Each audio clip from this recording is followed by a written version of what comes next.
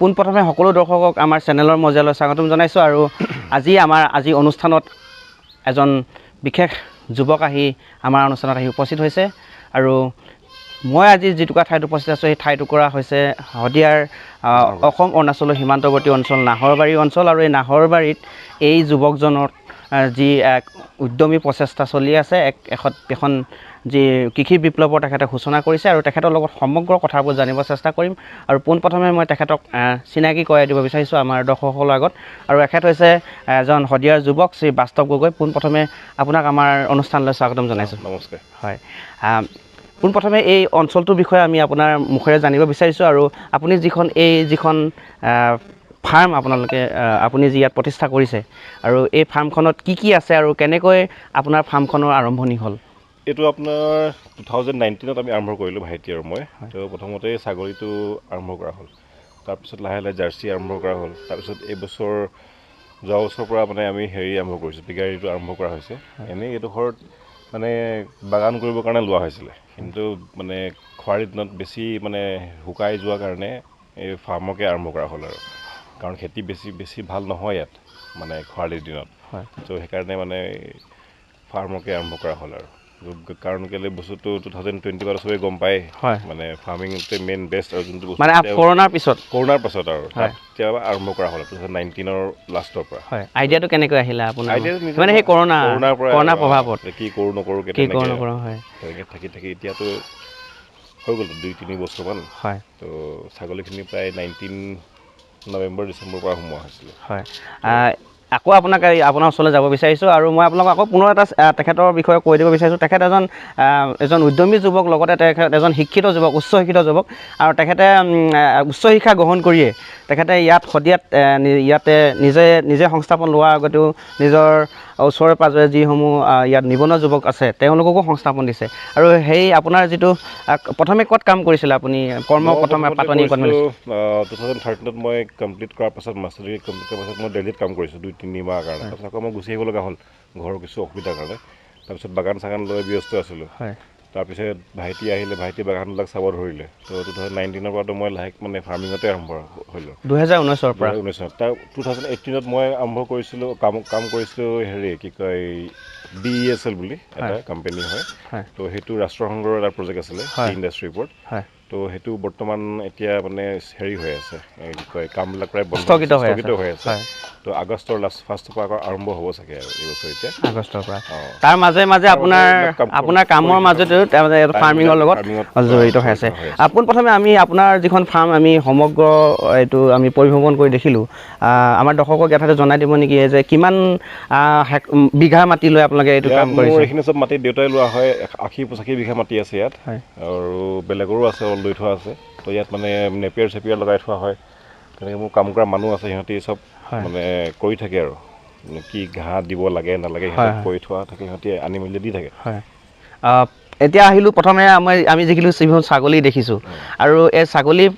যিখিনি ফাৰ্ম আপুনি কৰিছে তাৰ পাছতে আছে ইয়াত কাষতে জাৰ্চি গাই ৰাখিছে, তাৰ কাষতে এখন নতুনকৈ আপুনি সম্ভৱতঃ এবছৰ হৈছে যিখন গাহৰি ফাৰ্ম। হয়, এতিয়া প্ৰথমে যদি আপোনাক আমি সুধিব বিচাৰোঁ যে ছাগলী ফাৰ্মখন আপোনাৰ কিমান ছাগলী আছে আৰু আপুনি কেনেকৈ ইয়াৰ পৰা লাভান্বিত হৈছে? ছাগলী এতিয়াতো মোৰ লাভটো হোৱা নাই, চব পইচা যিমান পোৱা হয় সিহঁতক মানে চলি থাকিবৰ কাৰণে হৈছে আৰু বৰ্তমান। আৰু ইহঁতক মানে মোৰ কাম কৰা মানুহ আছে 5-6জন মান, সিহঁতক চলাই থাকিব লগা হৈছে, নিজে চলি আছোঁ আৰু মোৰ ছাগলী প্ৰায় এতিয়া 135 মান আছে, কিন্তু কিছুমান ছাগলীৰ মাজত আকৌ বিক্ৰী কৰা হ'ল। মাজে মাজে আপুনি মানে বজাৰলৈ আপুনি মুকলি কৰি দিছে? কাষ্টমাৰ নিজে আহে ইয়াৰ পৰা লৈ গুচি যায় বিয়া চিয়া কাৰণে। আৰু প্ৰজাতিটো কি ৰাখিছে? কেনেকুৱা ধৰণৰ? মোৰ বিটেল আছে আৰু লোকেল ক্ৰছ আছে।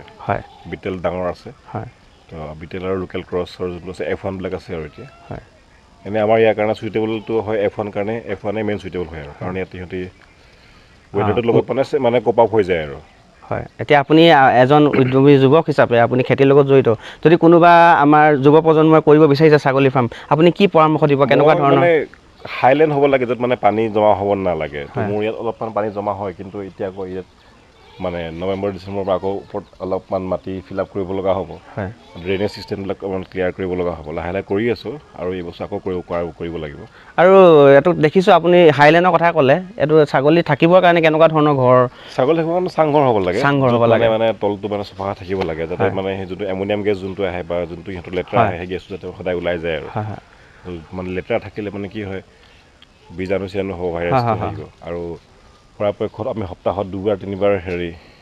চেনিটাইজ কৰা হয় গোটেই ফাৰ্মখন আৰু ইয়াৰ উপৰি দেখিছোঁ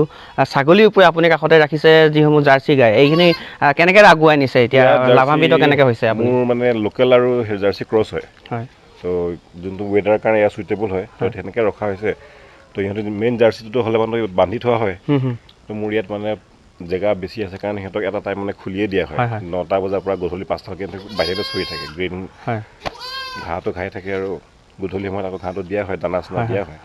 এনেই এতিয়া বৰ্তমানতো 3 4 গাই মানে হেৰি হৈ আছে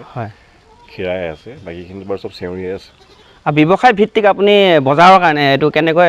আৰু নেক্সট মানে আপোনাৰ মই 150-200 লিটাৰ নিজৰ পৰা প্ৰডাকশ্যন নহয় তেতিয়ালৈকে মানে মোৰ তাত মানে আউটলেট নাথাকে নিজৰ পৰা যেতিয়া 150-200 লিটাৰ মানে গাখীৰ প্ৰডাকশ্যন হ'ব সেইদিনাখনৰ পৰাহে মই আউটলেট চিন্তা কৰিম নহ'লে মানে কি হয় 20 লিটাৰ 30 লিটাৰ গাখীৰ লৈ পেলাই আউটলেট খুলি লাভ নাই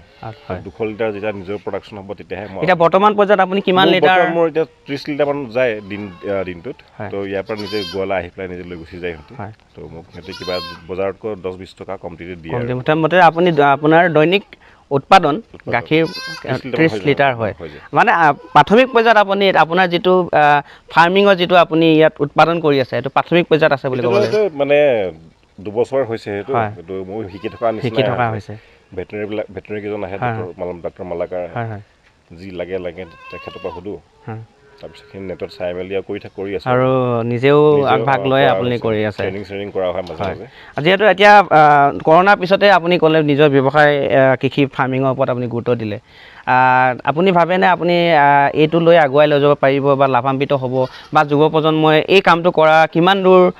মানে গ'লে কেনেকুৱা ধৰণৰ হ'ব অলপ যদি নহয় মানে আমাৰ চাব গ'লে মানে লাভান্বিত ইয়াতে হ'ব কাৰণ কেলৈ 100% ইয়াত দিব লাগিব মানে কি হয় এতিয়া পাঞ্জাৱ ফালে গ'লে দেখোন চব ফাৰ্মিঙে কৰে ফাৰ্মিং কৰি পেলাই তাত মানে ধুনীয়া মানুহ মানে ষ্টেবিলাইজ হৈ আছে আমাৰ ইয়াত ফাৰ্মিং নকৰে মাত্ৰ খেতিহে কৰে খেতি কৰিলেতো নহ'ব ফাৰ্মিং ষ্টাইলত কৰিব লাগিব চাইণ্টিফিক মানে ৱেত কৰিব লাগিব এতিয়া মানে লাভান্বিত হ'ব নহ'লে এনেই যদি গাই খুটিম বুলি ফলি থাকিলে আৰু নহ'ব আৰু আপুনি বিজ্ঞানসন্মতভাৱে সকলোবোৰ কাম প্ৰণালীবদ্ধভাৱে কামবোৰ কৰি গৈছে মোৰ নিজৰ ইয়াত প্ৰেছাৰ মেচিন আছে চব ধোৱা ডেইলি চাফা কৰা হয় গেছ আছে গেছৰ কাৰণে মোৰ মানে তো কি কয় গোবৰ গেছ কৰি থোৱা আছে তো তাত মোৰ মানে খৰিটো অলপ কমাই লগা হৈছে এতিয়া দানা চানা বনাবৰ কাৰণে আৰু টাইম বচাবৰ কাৰণে মোৰ নিজৰ জেট মেচিন আনি থোৱা আছে তো ধোৱা মেলা চব জেট মেচিনে কৰে প্ৰেছাৰ পাম্প কৰিব লাগিব আপুনি সময়টো টাইম মেইনটেইন কৰিব লাগিব গোটেই দিনটো আপুনি ইয়াতে সময় দিয়া বা মাজে মাজে আহোঁ মই ৰাতিপুৱা থাকোঁ বা ভাইটি থাকে মই নাথাকিলে ভাইটি মানে কোনোবাজন থাকে আৰু আচ্ছা এই যিটো আপোনালোকে জাৰ্চি গাই পুহিছে যিটো আপুনি এটা ব্যৱসায়িক ভিত্তিক বা আপুনি এটা বহল ভিত্তিক চিন্তা কৰিছে সেইটো কিমান দূৰ সফল হ'ব মানে আজি গাখীৰৰ মাৰ্কেটটো কেনেকুৱা শদিয়াত বা তিনিচুকীয়া জিলাত বা অসমত তিনিচুকীয়া জিলালৈ মই ক'ব নাযাওঁ সিমানটো মোৰ আইডিয়া নাই তো শদিয়াতটো মানে বহুত কমটি হৈ আছে বাহিৰততো 70-80 ৰুপিজ হৈ আছে আমাৰ ইয়াত এতিয়া 40-50 টকাই হৈ আছে তাৰপিছত মানে চাওঁ এইবছৰ কি হয় এতিয়া আকৌ বহা কথা কৈ আছে গাখীৰ ৰেটটো মানে ইয়াত মানে মাৰ্কেটখন পুৰা সম্ভাৱনা আছে আৰু ছাগলীৰ মাৰ্কেটখন আপুনি কেনেকৈ ধৰিছে ছাগলী মাৰ্কেটটো মোৰ মানে ঈদত যায় আমাৰ বিয়া চিয়া হ'লে মানে প্ৰডাকশ্যন ইয়াৰ পৰা যাক লাগে 30-40 কেজি লাগে মোৰ ইয়াৰ পৰা এটা ছাগলী ল'বলৈ হৈ যায় তো মোৰ এতিয়া বৰ্তমান মোৰ 10-20টামান হ'ব ছাগলী খাচী তো সেইখিনি প্ৰায় এবছৰ হৈছে মানে 25 কেজিৰ ওপৰতে আছে 25-30 কিলোৰ ওপৰত আছে আপুনি যিটো বিটেল ৰাখিছে এইটো ক'ৰ পৰা আনিছে আৰু পঞ্জাৱৰ পৰা আনিছে আৰু ইয়াত আমাৰ যিটো স্থানীয় প্ৰজাতি ক্ৰছ কৰা হৈছে সিহঁতৰ মানে এতিয়া এইটো মানদণ্ডটো ইয়াৰ সেইটো অলপ উন্নত হয় আৰু ৰেজিষ্টেঞ্চ পাৱাৰটো কম বাঢ়ি যায় আৰু আপোনাৰ সৰ্বমুঠ কিমান ৰাখিছে ইয়াত ছাগলী মোৰ এতিয়া প্ৰায় 135 ইয়াৰ মাজত আগতে আপুনি কিমান আগতে মোৰ প্ৰায় 20-25টামানটো বিক্ৰী কৰিলে আৰু সৰু মাজে মাজে গৈ থাকে সৰুবিলাক কিছুমানে মানে ব্ৰিডিঙৰ কাৰণে লৈ যায়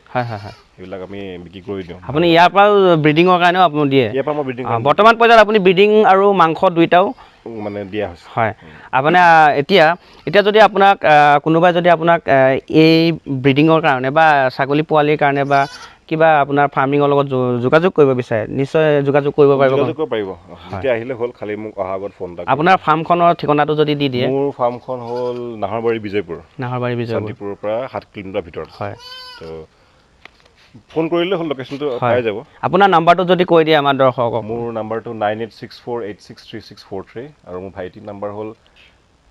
9864885437 হয় এই দুটা নাম্বাৰত আপুনি ফোন কৰিব যেতিয়া হ'লেও পাই যাব হয়